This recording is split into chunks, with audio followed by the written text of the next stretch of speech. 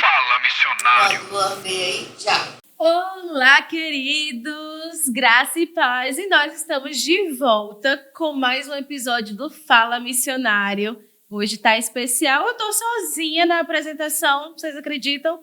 Mas tudo bem, vocês vão ver depois as carinhas por aqui, Dona Verônica, Dona Ellen, vão estar aparecendo por aqui.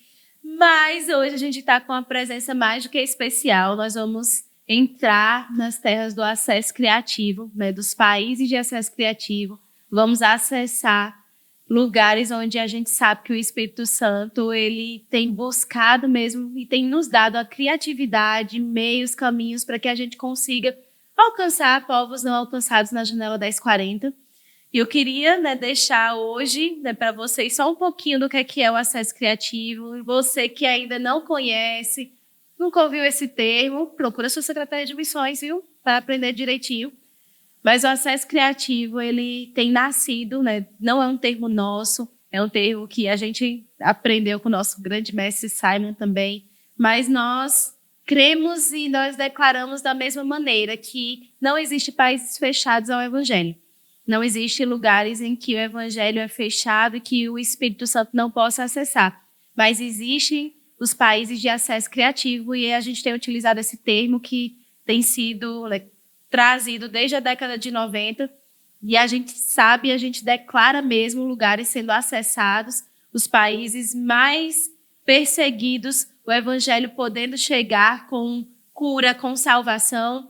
E por isso o termo acesso criativo, para que a gente não declare que existem países fechados, porque nós não cremos que nenhum lugar é fechado ao Espírito Santo, nenhum lugar é fechado ao agir de Deus, mas todos os lugares podem ser acessados pela criatividade que o Espírito Santo nos dá, por formas, por ferramentas, por caminhos, para que o evangelho chegue, porque afinal de contas é o desejo de Deus é que todo homem conheça a verdade, todos os homens conhecerão a verdade. E a gente crê nisso, e aí o acesso criativo nasceu como esse termo, para que nós possamos nos referir a esses lugares, boa parte deles na janela 1040, existem alguns povos também pontuais em outros lugares do mundo, que são de acesso criativo, mas mais especificamente nós utilizamos para o termo da janela 1040, onde nós encontramos os países de maior perseguição religiosa no mundo. Essa janela ela pega o Oriente Médio, pega um pouco da África, um pouco da Ásia, parte também da Europa, mas traz ali lugares, regiões, né? Você que conhece o Portas Abertas, você pode também ver a lista dos 50 mais perseguidos do mundo. Então, você consegue ter acesso à informação de como a igreja e como os cristãos vivem em lugares como esse. E a gente sabe que o Espírito Santo vai entrar de todas as maneiras, mas existe sim um povo, existe uma igreja que é perseguida, existe uma igreja que ela é escondida, mas está existindo, está sendo alcançada e ela está alcançando pessoas. E nós estamos com os nossos missionários no acesso criativo e hoje, com a nossa missionária de acesso criativo, a Hassen. Finalmente! Finalmente aqui, gente! Olha, você não sabe como é difícil esse podcast, não. Meu Deus do céu! Olha, esse podcast é precioso demais. Amém! Primeiro, por termos a nossa missionária aqui no Brasil, né? Ela Verdade. tem vivido passado bastante tempo. Ela vai contar um pouquinho dessa realidade. Hoje a gente vai mergulhar nas terras orientais, medianas do Oriente Médio. Mas a gente vai conhecer um pouquinho e aí vocês também saber um pouco do contexto do acesso criativo, que é esse lugar que a gente realmente tem brilhado os nossos olhos, não, porque outros não são importantes, mas a gente sabe que existe um povo clamando por essa palavra, existem pessoas que precisam ser alcançadas por isso, que não têm ideia da realidade de Cristo e a gente precisa chegar nesses lugares onde o Senhor já chegou, o trabalho está se multiplicando, está crescendo, mas existe sim um povo também que precisa, que está clamando pelos filhos de Deus, pelo levantamento dos filhos de Deus. A natureza clama, existem povos clamando, tendo sonhos, visões, e nós somos a resposta. E eu queria que Falou tudo. Assim, falasse Falou um tudo. pouquinho, se apresentasse para as pessoas te conhecerem. Sim. Marhaba, esse é o cumprimento, né, em árabe. O árabe ele é a língua do país, da nação que atualmente eu estou servindo ali, no Oriente Médio. A Lara está falando sobre essa questão do acesso criativo. E é muito interessante a gente viver aquilo que nós cremos, né? Nós acreditamos no poder da palavra. Então, como é bom falar que é apenas uma questão de estratégia, porque é isso que a gente crê. Nada é impossível para o nosso Deus, né? Então, não existem povos não alcançados para Deus. Mas existem, sim, algumas siglas, né? Algumas estatísticas que a gente costuma utilizar. A gente vai conversar um pouquinho sobre isso. Mas, como ela já falou, Hassen é um nome, é uma ID, uma fake ID, que eu costumo utilizar, né? Ou seja, é uma identidade que foi aderida como estratégia, como forma de estratégia, para que eu não utilize o meu nome de passaporte. Que o meu passaporte é aquilo que eu preciso para entrar, né, nas nações. Então, se um veículo como esse, né, de mídia, tem a minha face, então automaticamente não pode ter ali o meu nome de passaporte. Se não tem nenhuma imagem, então pode sim ter o meu nome de passaporte nele. Então, hoje, como a gente vai estar podendo ter esse podcast, né, não só transmitido, mas também ficando aí acessível nas mídias sociais, então a gente vai estar aqui falando sobre a Hassen, que é essa pessoa que tem atuado né, de forma estratégica em alguns campos.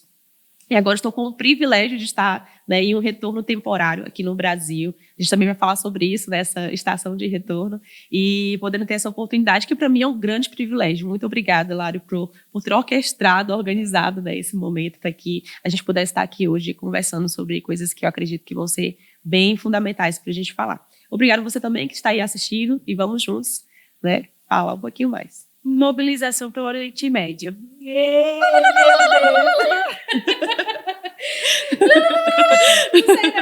sei não, vamos aprender. Mashallah. E né, só um pouquinho antes da gente entrar, a gente vai entrar um pouco mais temático, mas eu queria que vocês também soubessem, a Hassen casou, gente, dia 8 de agosto aqui no Brasil, né? Dia 8 foi no Brasil. Sim. Mas ela casou e hoje agora, né, não é sozinha, agora são dois. Isso, não é mais família no Oriente Médio. A família Imã, sua família da fé, né? Imã quer dizer fé, né, em árabe, e foi um nome até que me foi dado lá. Então, hoje a família Imã, ali no Oriente Médio, e também servindo com o nosso Ministério do Acesso Criativo. Que coisa linda. Vocês não vão ver a face sempre, né? Talvez quem já viu aí o Plantão Missionário já deve ter visto o rostinho dele, mas é um homem de Deus, né? Sim.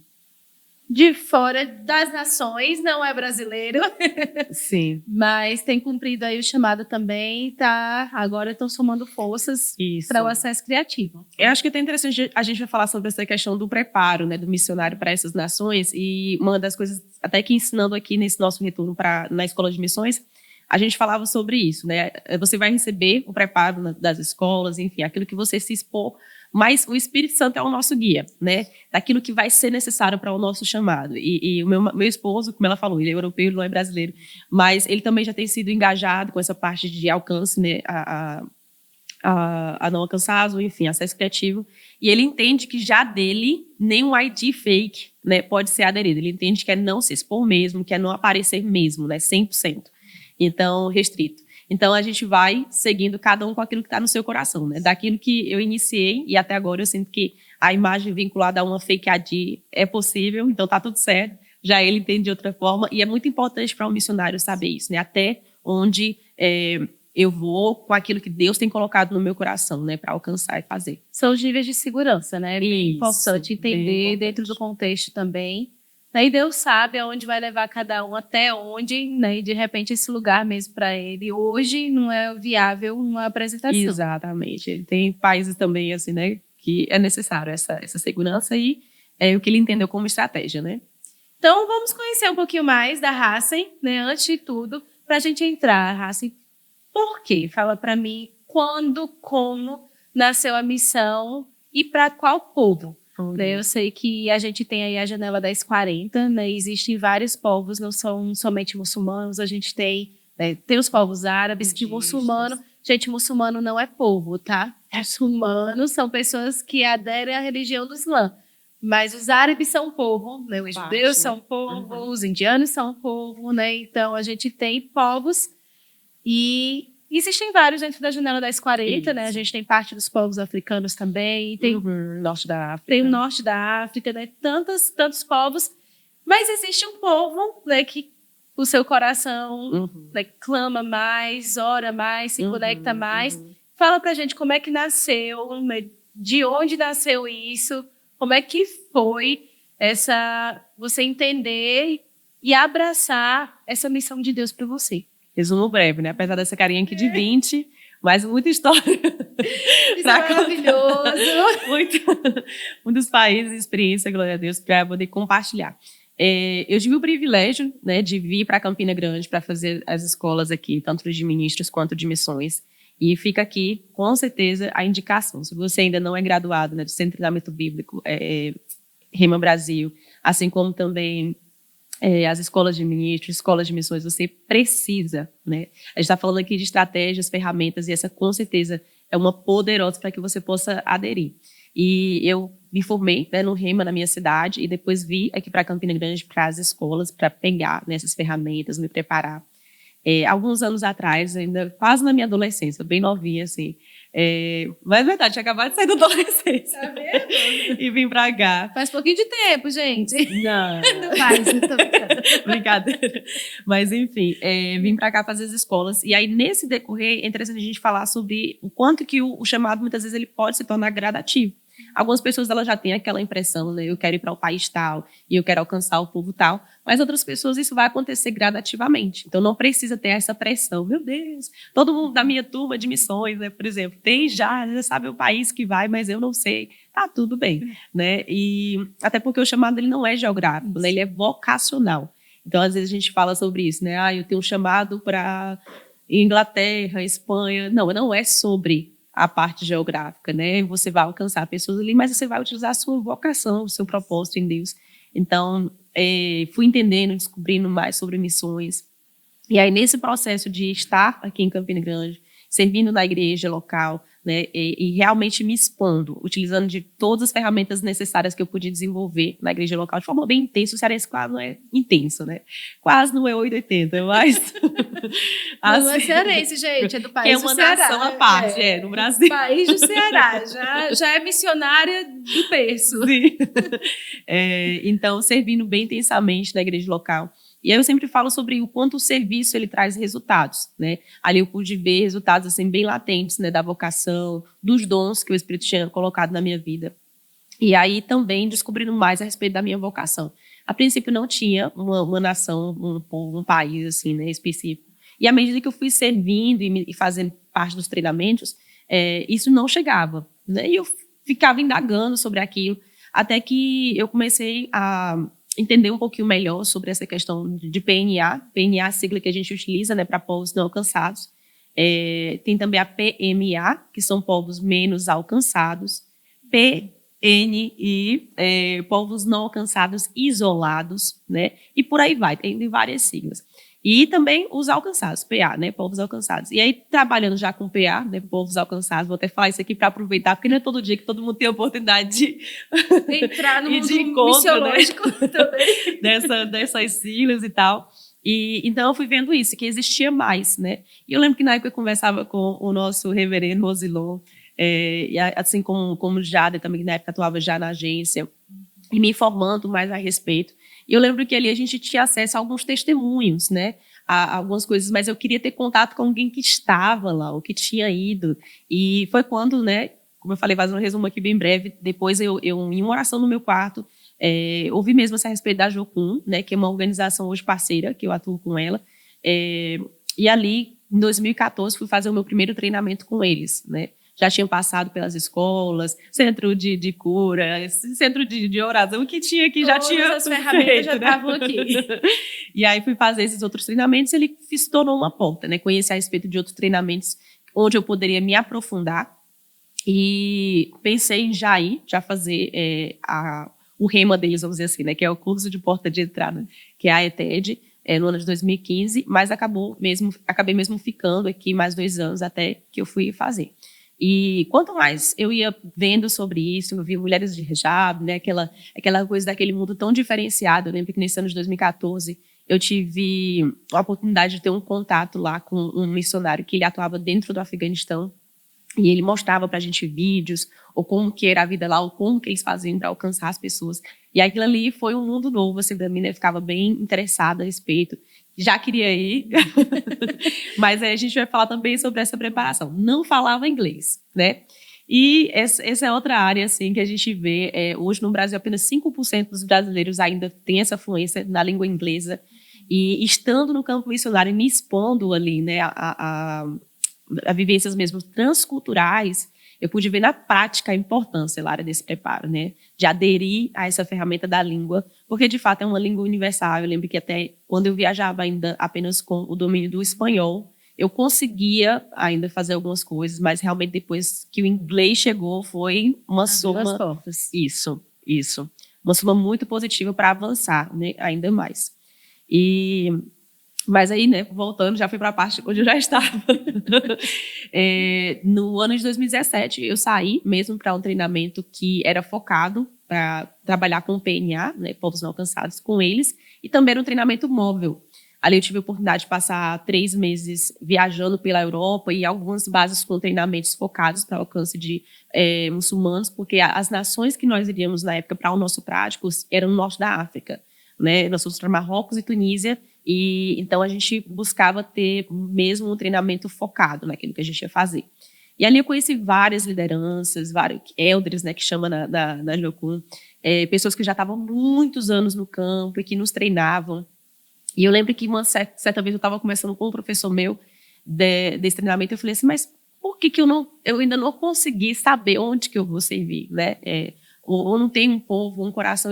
Eu falei até para ele, eu falei assim, de onde eu tenho passado, cada lugar que eu vou, eu me sinto em casa, é fácil para eu estar com eles, é fácil para eu me adaptar, é fácil para eu lidar com essas pessoas. Aí ele falou, talvez então, porque no teu coração você não vai servir somente em uma localidade, né? Talvez por isso você não tem no seu coração, porque Deus vai te usar de diferentes formas em diferentes nações. E aí você fica pronto para isso. Ele falou, no meu caso, por exemplo, eu inclusive entrei para a área de training, né, que é a área de treinamento de novos missionários. E eu era assim como você, quando eu comecei. Eu não tinha um só povo, um só, né, país, etc. E hoje eu percebo essa facilidade para Deus me usar, porque eu estou sempre viajando para lugares diferentes, com equipes diferentes. E esse fato de eu ter várias nações, vários povos, isso facilita muito para a minha adaptação e para o objetivo, né, das missões. E aí eu, interessante. E aí estamos aqui, nós, hoje em dia, né, passei por esse treinamento ali inicial e pude ver isso, que é aquela vertentezinha assim que ficava bem latente no meu coração, de tipo assim, tem mais, né? Procura se informar, procura imergir, né? Procura informação. E aí eu continuei, né, galgando esses passos de buscar. Aquilo ali fez com que eu chegasse realmente àquilo que eu pude perceber que era o que estava no meu coração, né? Como você citou sobre a janela 1040, e aí a gente vê hoje uma lacuna mesmo ainda que existe em relação à pregação do evangelho. Uma necessidade gritante, né, de pessoas irem e pregarem, porque hoje a maioria dos missionários ainda estão nas áreas consideradas, né, alcançadas, ou que já tem tradução da Bíblia, ou áreas que já têm ali uma abertura para vistos, enfim, para que a pregação do evangelho chegue lá de forma bem facilitada, né? Enquanto que a gente ainda tem uma porcentagem mínima, né, não só de envio, como até esforços financeiros, hoje para essa área considerada ainda, né, PNA. Então, é bem importante a gente, com certeza, falar sobre essas coisas, e as pessoas também que estão nos ouvindo, que têm um chamado, né, que percebe mesmo algo no seu coração, gritante, assim, para esse, eu quero saber, eu quero me informar mais a respeito. Se tem alguma vertentezinha no teu coração, não para de buscar, não para de buscar também um preparo e de até mesmo entender, para que você possa emergir com mais clareza no teu chamado.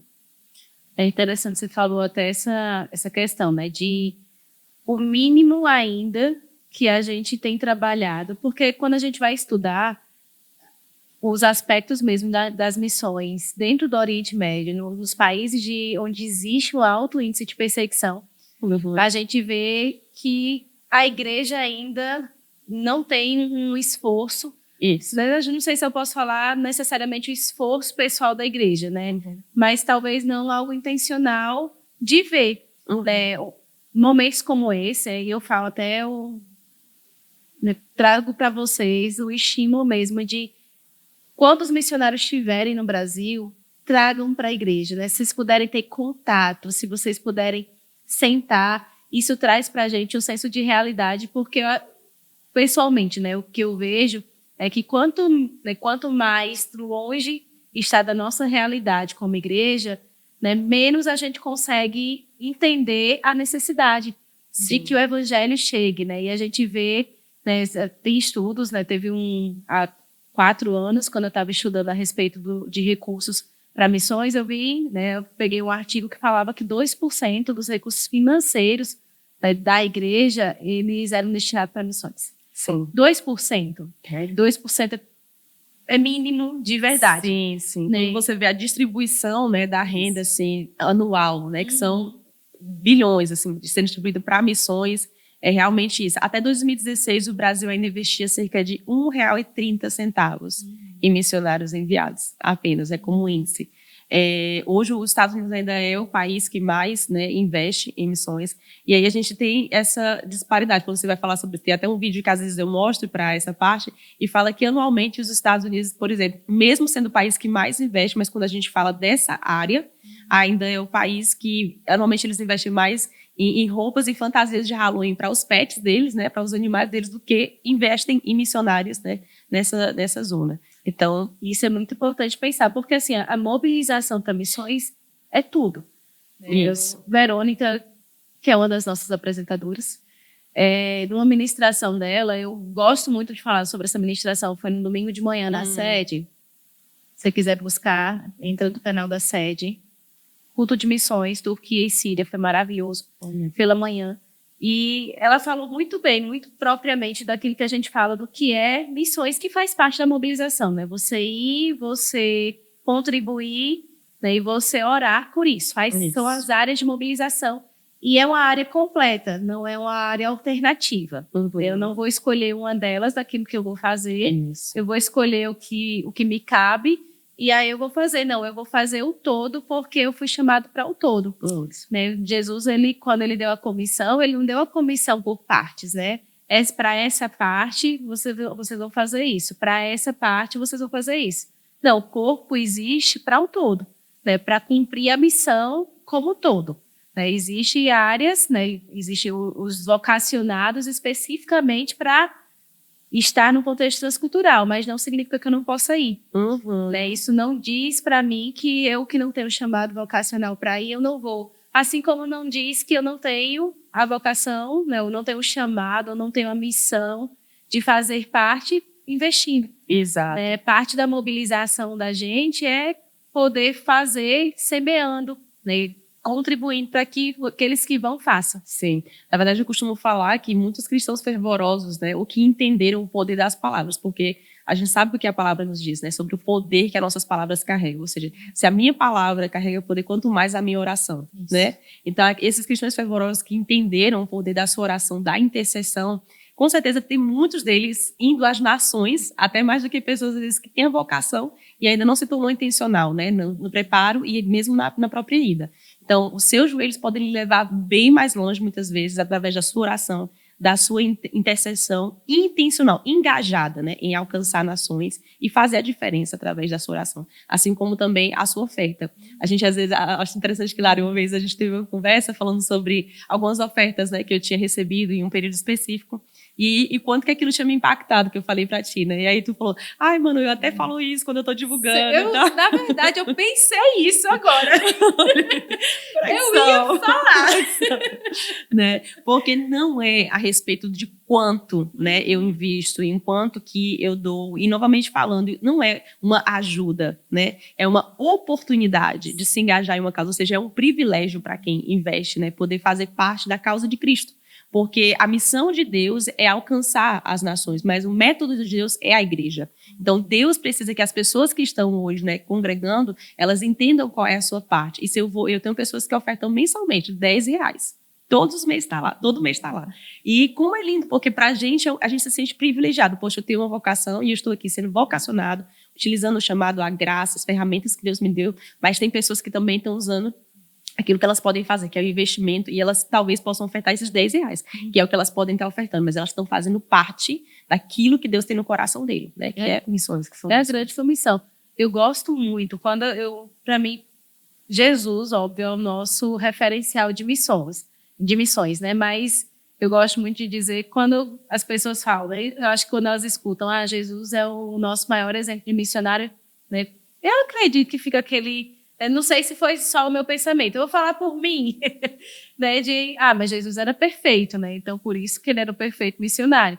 Mas Paulo foi um grande missionário. Né? Jesus é o nosso exemplo porque ele é nosso alvo mesmo. E para trazer para a nossa realidade de alguém, né? Se a gente for pensar, mas Jesus era perfeito, então, assim, com certeza ele é um referencial. Mas Paulo foi um grande referencial de missões. E quando ele fala quando a gente vai ler sobre as cartas dele, é muito interessante o quanto ele primeiro agradece pelas orações e pelas ofertas. Você pode entrar nas cartas de Paulo, né? Ele sempre vai fazer isso, ele sempre vai entrar, né? Uma das cartas ele é mais enfático porque os irmãos ali entenderam em um nível maior. Eles entenderam que não, né, Paulo poderia estar bem abastecido, né, ou ele poderia estar em escassez, eles iriam ofertar. A oferta chegou oportunamente, eu não lembro qual foi a carta agora, mas a oferta chegou oportunamente. No entanto, eles entendiam isso, né? Seja necessário ou não, mas eles estavam fazendo parte daquilo que Paulo estava fazendo. Eles acreditavam, eu acho que é um selo de não é somente a sua missão, é o que Deus está fazendo. Juntos, né? A gente está fazendo junto aquilo que Deus está fazendo. Exato. Então, eu estou acreditando na missão de Deus. Exato. Fazendo parte do que Deus está fazendo, né, através da sua vida e também utilizando a minha vida para isso. E até pegando um gancho disso que você falou agora, né, de Paulo a gente viu o que está acontecendo agora ali no Oriente Médio, da guerra e tudo mais, eu não vou deixar passar porque foi até algo que eu citei na minha última ministração. E pessoas às vezes chegam para mim, né? E aí, Hassan, como é que a gente pode fazer? Eu vejo essa guerra, mas de fato, para a nossa realidade hoje do Brasil, é algo tão distante, né? Em vários âmbitos, inclusive nesse sentido também. E aí eu falando sobre essa questão das pessoas entenderem o papel da oração, né? Porque Paulo também foi alguém que outrora perseguiu a igreja. Né? E aí eu falando sobre essa questão, né, executou cristãos e etc. Então a gente vê hoje essa parte do extremismo que está acontecendo ali. Mas essas pessoas também precisam ser alcançadas, né? A gente também precisa orar por esses terroristas, esses extremistas, porque eram pessoas que outrora eram crianças, cresceram ali estudando aquela palavra, né, foram aderindo àquela ideologia, àquela religião. E muitas vezes isso que eles fazem é por zelo, né?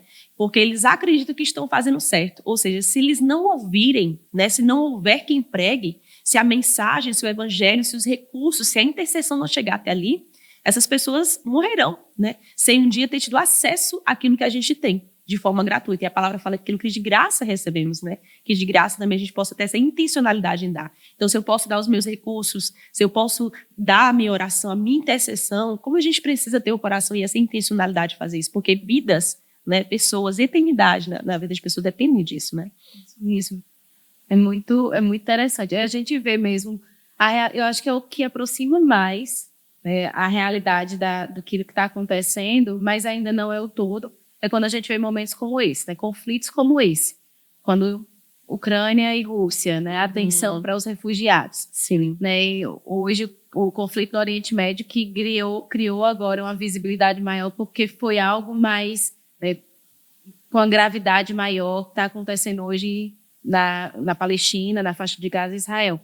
A gente vê mesmo essa realidade, mas às vezes ainda a gente esquece do aspecto igreja. Isso. Existe uma igreja ali. E possivelmente existem irmãos em Cristo que estão, né, em algum lugar naquela região que precisam das nossas orações, que precisam ser alcançados, que precisam ser fortalecidos para que eles alcancem outros lá. Né? São os últimos dias. A gente teve um podcast falando sobre os últimos dias. Vocês vão ver em algum momento. Mas a gente está vendo mesmo esse momento tão próximo da vida de Jesus. Um desfecho já acontecendo, né? Então é isso, eu não estou lá, muitas vezes, né, você pode pensar isso, eu não estou vendo, não sei o que está acontecendo, Mas o Espírito Santo de Deus, ele é aquele que nos comunica, né? É aquele que nos ensina a respeito, inclusive, de como orar, né? Hoje a gente tem um acesso maravilhoso, que é a oração em outras línguas. Então, às vezes, no seu quarto, né? Fechando ali a porta, estando diante do Senhor, ele vai te comunicar, ele vai te trazer notas, línguas, às vezes, né, específica. Então, é muito mais uma disposição, né, de como que eu posso abraçar a minha causa dentro dessa missão de Deus no mundo, né? Talvez hoje não tenha, você pode pensar R$ 10 para investir, mas você tem a sua voz, você tem a sua oração e poder, né? Muito poder carregado nela. Então, é realmente saber o que eu vou fazer e como que eu posso fazer para me envolver e cooperar, né? E acho que ver o todo mesmo, né? Assim, eu preciso fazer parte. Isso. Gosto muito, o apóstolo Guto, ele falou algumas vezes, né? Em alguns momentos, e isso ficou gravado desde a primeira vez que ele falou, né? Que ele falava para Deus, eu não quero estar fora daquilo que Deus está fazendo no mundo. Exato. Eu não quero estar parte daquilo que Deus quer que aconteça. Né? Da movimentação que Deus quer, do movimento que Deus quer que aconteça no Espírito, para que as pessoas alcancem Jesus, né? Se existe, né, até pensar, se por um acaso, em algum momento, existe alguma dúvida, né, do que é que eu posso fazer, né, ou por que eu devo me mover, mova-se pela eternidade de pessoas. Isso. Né? Pense que você está mudando a eternidade de pessoas. Exato. Né? E faça, né, eu acho que eu particularmente, né, quando eu quero muito, a gente precisa ser motivado para fazer algumas coisas, né? Quando eu vejo, nesse momento aqui, eu não sei nem o que fazer, eu estou meio perdida em fazer, rapaz, eu vou pensar em alguém que pode ter a sua eternidade inteira, né, longe de Cristo. Só longe de Cristo já é ruim, mas o destino também é muito pior. Né? Então, se eu penso assim, se eu preciso fazer alguma coisa, Exato. o que é que eu posso fazer? E aí a gente está falando sobre essa oração intencional, né? Por essas pessoas que ainda não foram alcançadas, né? No início do ano, eu tive a experiência, né, do terremoto lá quando eu estava na Turquia, e a gente viu tantos testemunhos, né, de o próprio Jesus aparecendo em meio aos escombros, né, de pessoas que estavam soterradas e que eram resgatadas e que logo compartilhavam assim que as pessoas chegavam, né, porque também estava muito frio, era inverno, então o risco de hipotermia, e as pessoas chegavam para resgatá-los, né, e vinham com água, com comida, e também com cobertores, e elas estavam, quando conseguiam resgatá-las, elas estavam bem, né, elas estavam, não estou com fome, eu não estou com frio, eu não estou, né, com sede, e as pessoas não entendiam, mas como assim? Não, eu quero conhecer aquele homem que estava vindo lá todos esses dias. Tinha um homem de branco lá que estava vindo e estava nos ajudando, estava me ajudando. Então, por isso que eu estou bem. Né? Então, a gente entende o próprio Jesus, né, se revelando de formas assim que ele tem os meios dele, ele faz, sobrenatural. Mas também a nossa oração intencional, né? Ou por Jesus, pelo ministério que Jesus já está atuante, o Espírito Santo, mas também a nossa parte na intercessão por missionários também de forma intencional. Eu lembro de outras vezes em que eu encontrei, por exemplo, o nosso grupo lá no Líbano uma vez, e eu tinha vindo de uma situação que, pelo guiar do Espírito Santo mesmo, eu não sofri um acidente assim muito, muito, muito grave. Eu saí de lá à noite, pela manhã recebi a ligação, olha, a van que levava a gente para o campo de refugiados sofreu um acidente, tem pessoas com fratura exposta, tem pessoas assim, muito mal. E eu me arrepiava inteira ouvindo aquela ligação e pensando, meu Deus, tipo, questão de horas, né? Eu estaria lá. E eu lembro que quando eu encontrei, né, Simon e Rodrigo, que estavam lá no grupo, e eles falavam, pois a gente passou a semana inteira orando por você, a semana inteira intercedendo por você, né? E agora mesmo a gente estava, antes de vir aqui para o podcast, olhando ali o catálogo dos missionários dentro do site, né? E tá tudo tão organizadinho, gente, tão lindo, com tanta excelência. Você pode ir lá em um clique ter acesso a tantos missionários que você pode se envolver com a causa, que você pode saber como intencionalmente, né, tá intercedendo e fazer parte, né, do que Deus está fazendo em tantas nações ao redor do mundo.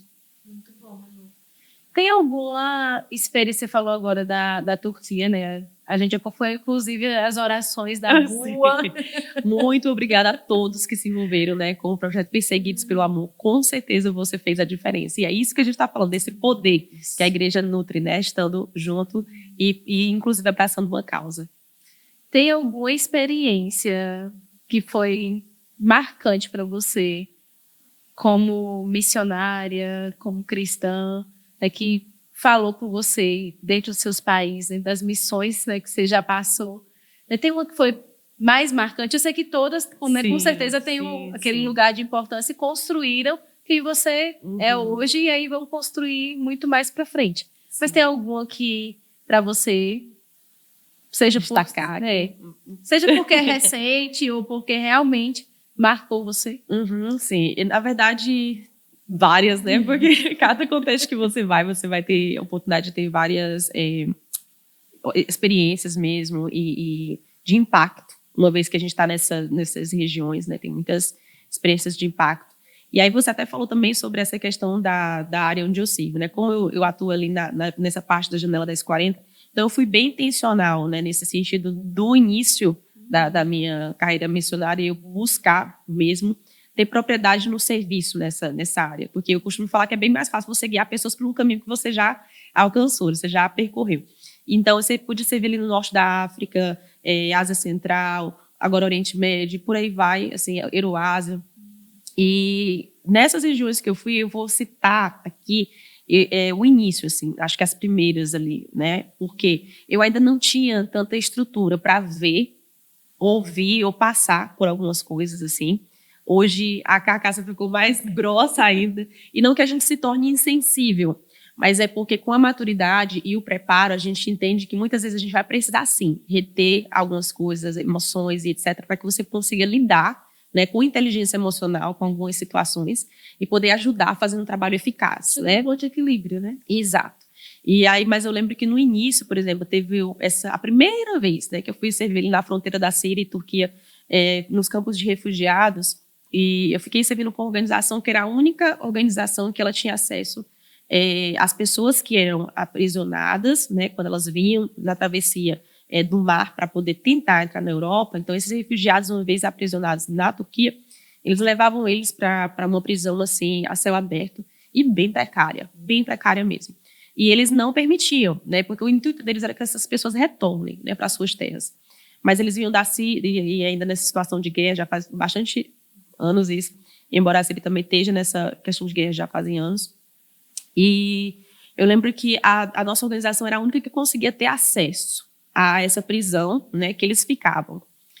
E eles falavam assim, a gente tem que preparar a comida, coloque também a calça plástica, porque tem bebês, outras coisas que as mulheres também precisam, e por aí vai. E a gente tem que ficar pronto, porque a qualquer momento que eles nos chamarem, a gente tem que correr e ir lá, porque, embora eles deem acesso, é tudo muito limitado, né? E aí eu lembro que a gente se preparou e eu fui. Não tinha ideia do que eu ia encontrar, né? De o que eu iria ver. E ali eu costumo falar que foi a primeira vez que eu tive um contato mais próximo e mais real daqueles filmes de zumbi, né? E não com aquela imagem feia, né, do que a gente vê nos filmes, porque são mortos, mas com a questão interna dessa forma, né? Porque quando eu cheguei e eu comecei a ter contato com aquelas pessoas, eram como se eu visse pessoas mortas, eu visse corpos. Mas eu lembro que à medida que eu tentava olhar nos olhos daquelas pessoas, era como se eu não visse alma mais, era como se eu não visse mais nada ali dentro. E eu acho que aquele ambiente pesado era como se eu visse pessoas sem nenhum tipo de esperança mais, porque talvez, inclusive, as últimas esperanças que elas tinham, né, de uma vida melhor, de um acesso para os filhos e tudo mais, elas juntaram, colocaram naquele barco, né, e buscaram fazer aquela travessia. Então, no momento que aquilo não deu certo, que elas eram aprisionadas, elas eram levadas para ali, colocadas mesmo como animais, e sem acesso à comida, à água, a nada, literalmente, né? Porque era essa forma que eles entendiam que eles precisavam serem punidos pelo que eles estavam fazendo, né? Então, a gente chegava e começava a distribuir comida, da água, vi crianças chorando, e os pais, né, tanto mães quanto os pais dessa forma, assim, como eu estou te falando, eram corpos, mas era como se estivessem vazios já, né, do que a gente pode aqui falar, né, de esperança, o amor, ou qualquer tipo de vida, né. Então, para mim, foi muito impactante ver. Eu lembro que me afetou tanto que eu saí daquele lugar assim, pensando, meu Deus, como assim? O que vai ser deles, né? Aquele desespero, assim, até de... Eu olhava aquelas crianças, eu abraçava, eu queria assim, poder dar o meu tudo e o meu máximo, né? Enquanto que eu estava ali, mas eu sabia que era só por horas, por momentos. E a gente iria sair, né? E eles iam ficar lá. E eu ficava pensando, o que vai ser, né, deles? Mas tanto essas situações tristes, assim, mas outras situações também de aprendizagens, assim, que me marcaram, né? Eu lembro que, novamente, quando a gente chegou, eles não tinham... A água que eles tomavam era da chuva, né? Os barracos que eles ficavam eram lonos no chão, em chão de terra mesmo, assim, batido, e lonas assim na parte de cima, né, que era para eles poderem dormir ali embaixo, e não tinha comida, não tinha onde fazer comida, não tinha onde tomar água. Como eu falei, quando chovia, era o que eles tinham acesso. Então, eram campos de refugiados assim, bem precários mesmo. Eu lembro que quando a gente chegou, desceu daquela van, e eles correram para assim, a gente, né, para abraçar, para pegar o que a gente também tinha trazido, né? E eu comecei a ver eles, e ver eles naquela situação assim, tão sujinhos, tão doentes, sem calçado, sabe? Roupinha rasgada, e tava frio. Eu estava nessa base e a gente ficava dentro de contêineres, já era bem simples. E quando a chuva batia, parecia que o contêiner ia desabar. E eu lembro que quando chegava a noite, que a chuva vinha, né, e ficava essa chuva forte, eu ficava chorando a noite inteira, porque eu ficava imaginando como que estava a situação daqueles barracos, né, de plástico. E chorava, é isso que meu coração dilacerava, quebrava, eu ficava lembrando dos rostinhos que eu tinha visto durante o dia, né, as mulheres, aquelas crianças.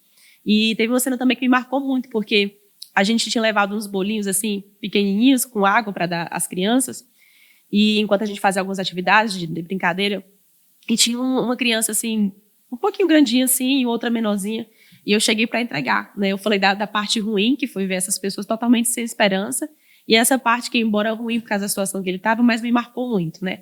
E eu lembro de entregar o bolinho, assim, com a água, e aí ele olhar assim para mim, e aí partiu o bolinho e me dá a outra metade. E aí eu ficava, não, empurrava para ele de novo, tipo, é para você. Aí ele me dava de novo.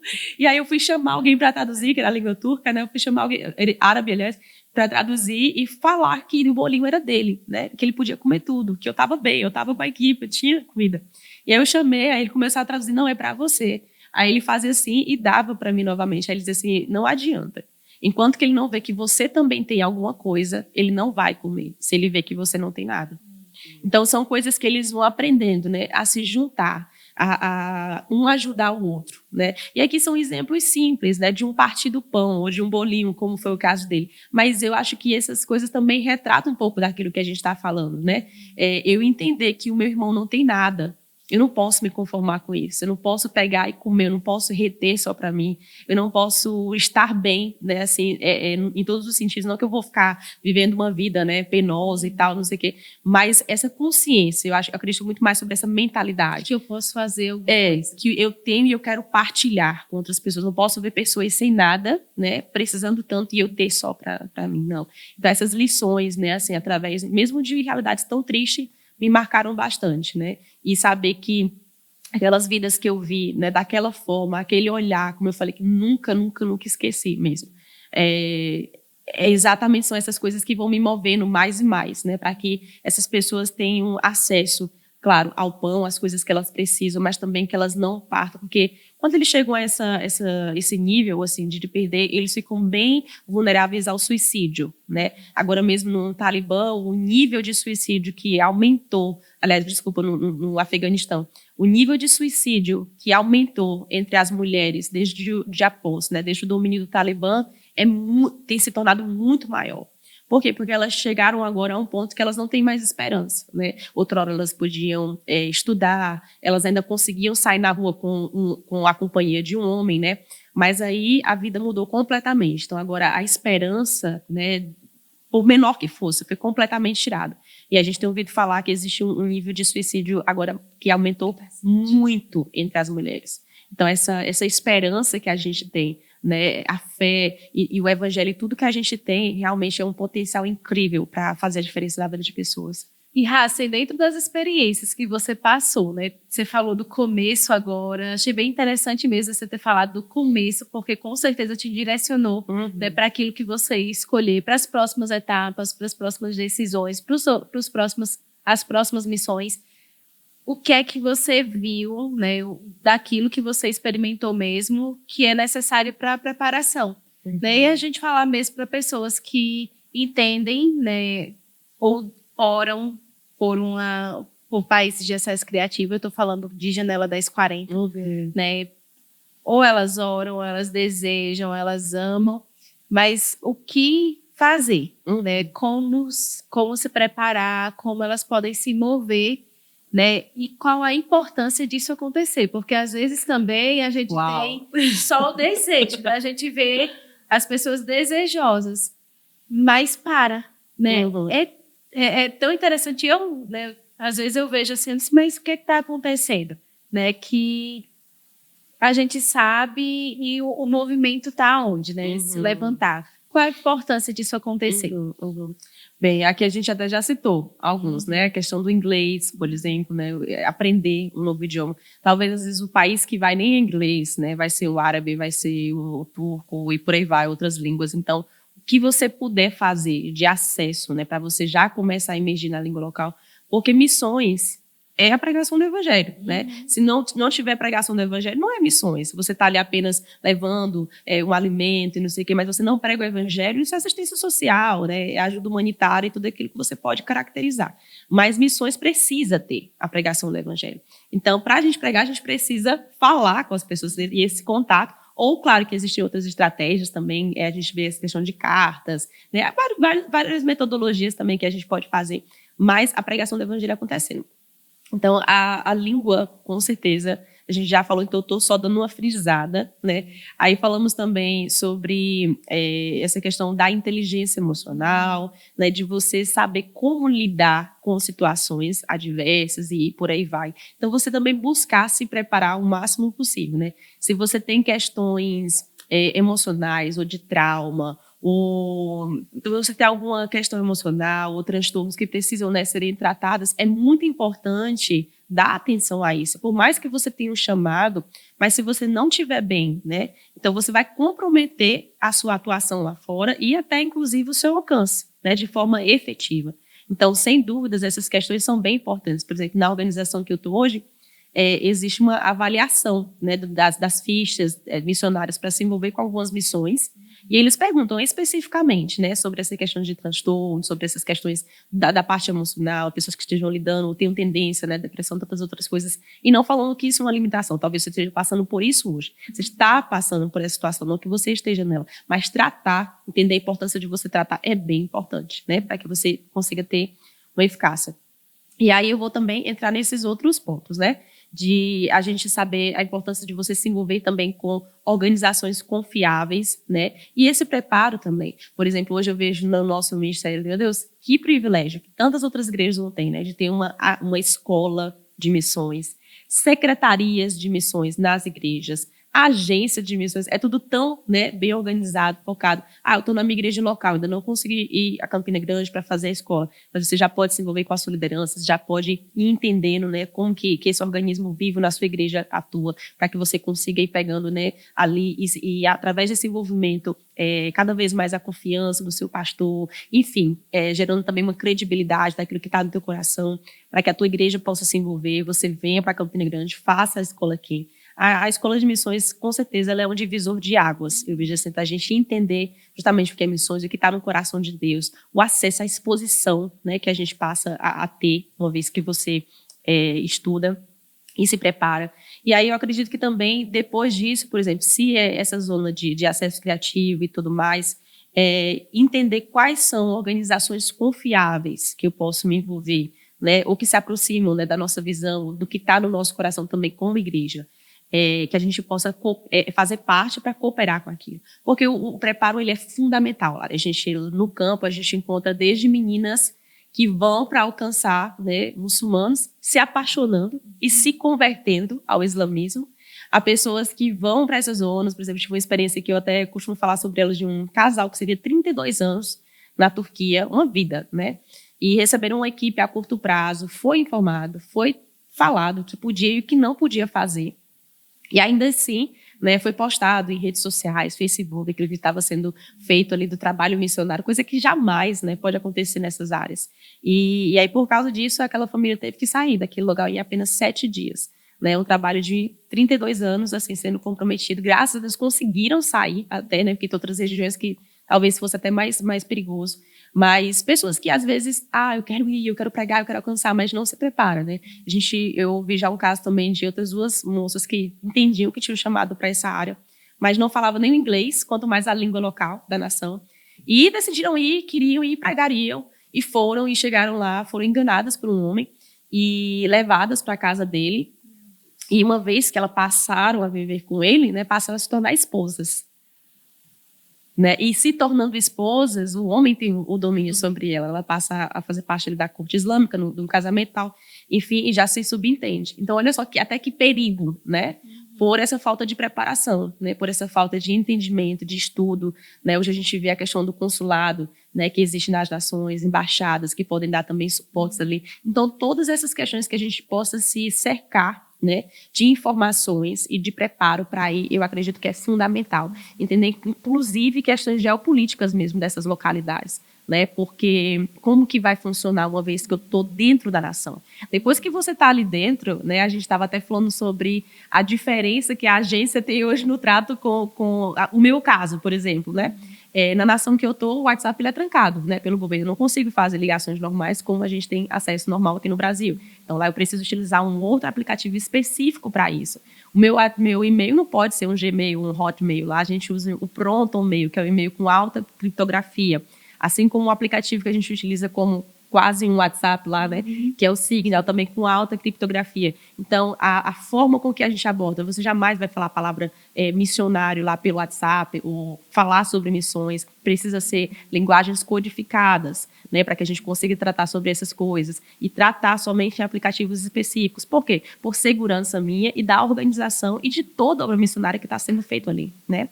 Então, entender e se preparar cada vez mais para que a gente não comprometa a missão. E, às vezes, por mais que você queira servir, chegar lá sem um preparo necessário, vai ser muito mais enquadrado em um desserviço, né, do que servir propriamente com eficácia. Então, essa importância de entender e buscar os caminhos necessários é fundamental, sem dúvidas. Muito bom. A gente está se aproximando do fim. Gente, voou.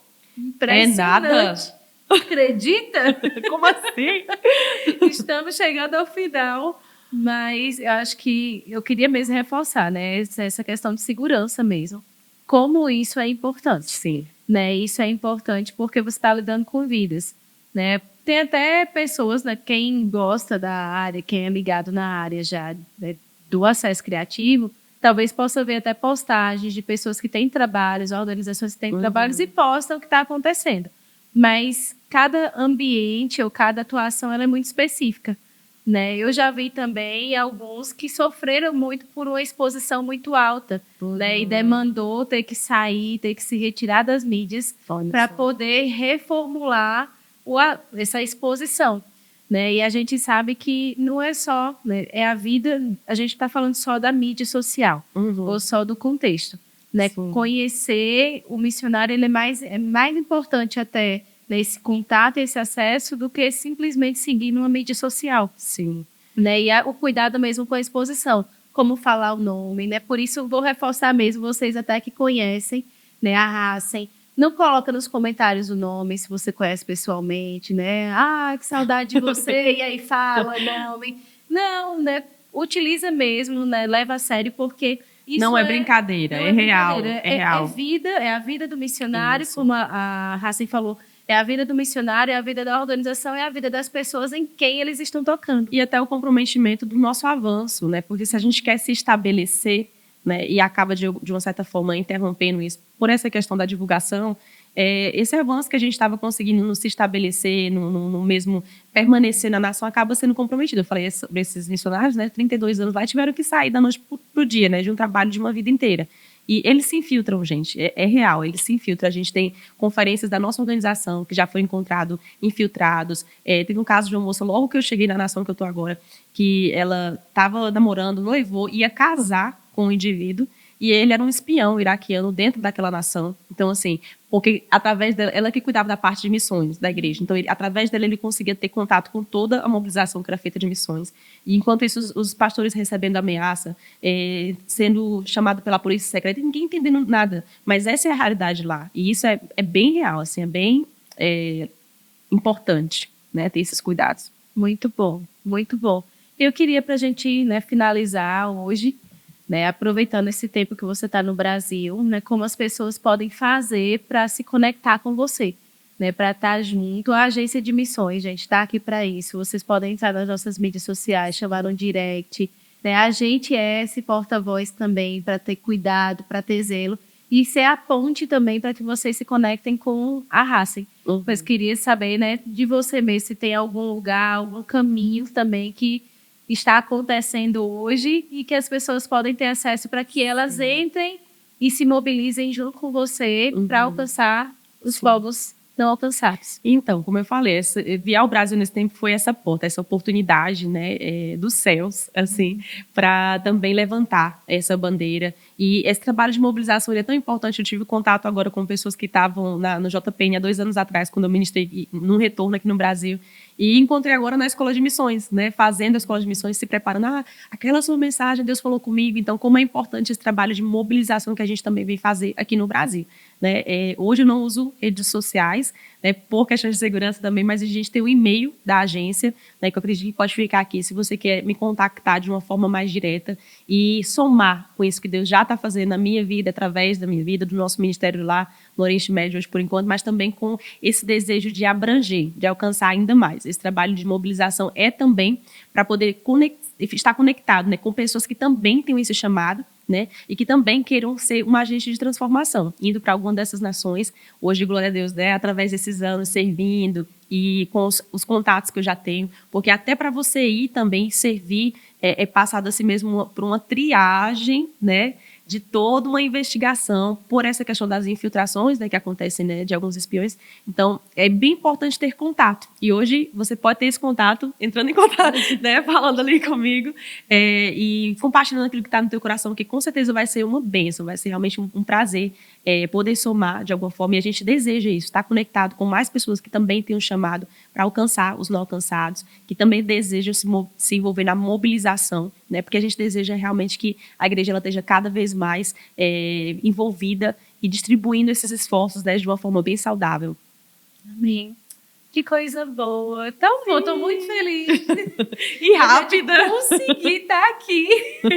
Que coisa boa. E rápida. E rápido. Não, foi assim, flash. Foi.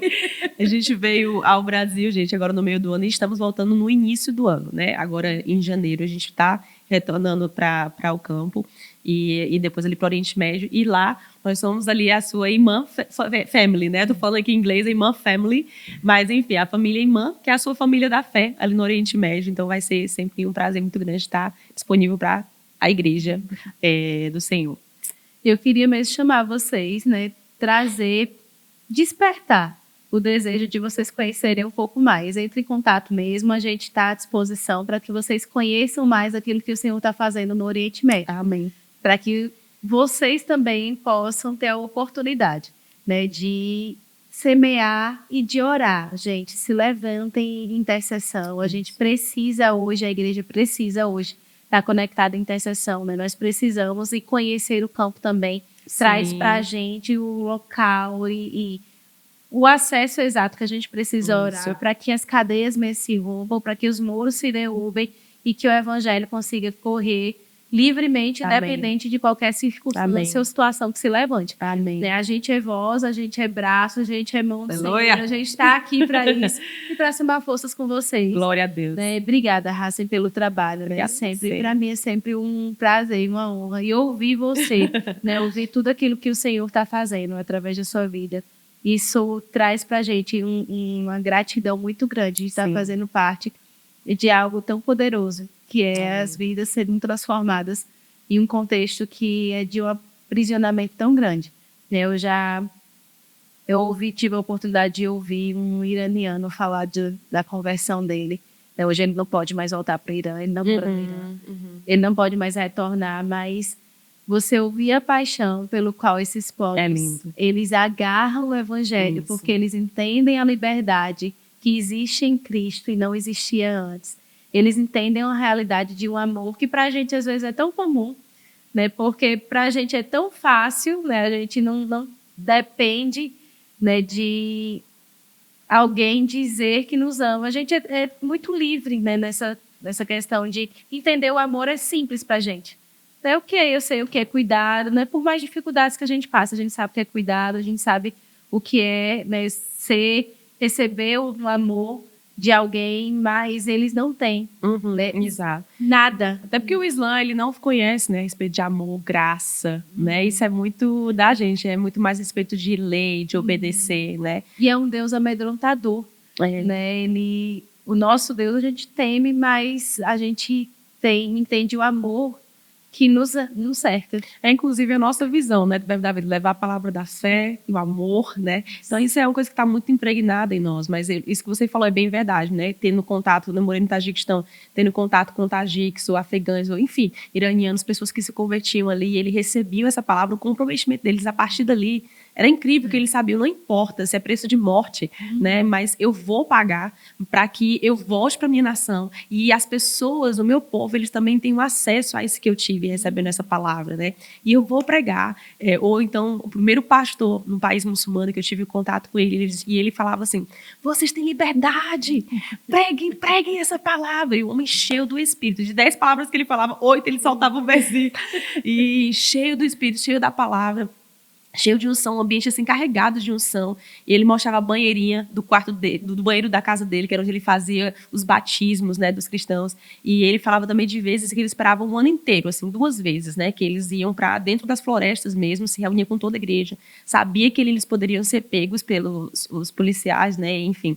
Mas eles falavam: a gente espera e a gente vai sabendo do que pode acontecer, mas o que a gente vive lá, levantando as nossas mãos, louvando ao nosso Deus, a nossa língua em voz alta, não tem preço. A gente está disposto a pagar qualquer preço por isso, mas ele olhava para a gente no ouvido e ele falava: preguem essa palavra, vocês têm liberdade, usufruam, né? Aproveitem essa liberdade. E a gente vê o próprio Paulo falando sobre isso, né? Pregue a palavra a tempo e fora de tempo. Né? E Deus tem nos dado estratégias, meios, então nós vamos avançar cada vez mais, levando o Verbo da Vida para todas as nações, aleluia, a palavra da fé e o amor, e glória a Deus. Aleluia, obrigada, e nós estamos juntos aqui, sabe, suporte mesmo, para que você corra essa carreira velozmente, agora a sua família, né, a família irmã, percorra essas nações. Sim. E muitos mais sejam alcançados. Obrigada, Larisita. Obrigada ao Ministério Verbo da Vida, nossa diretoria, as igrejas, todas as pessoas que têm cooperado, feito parte.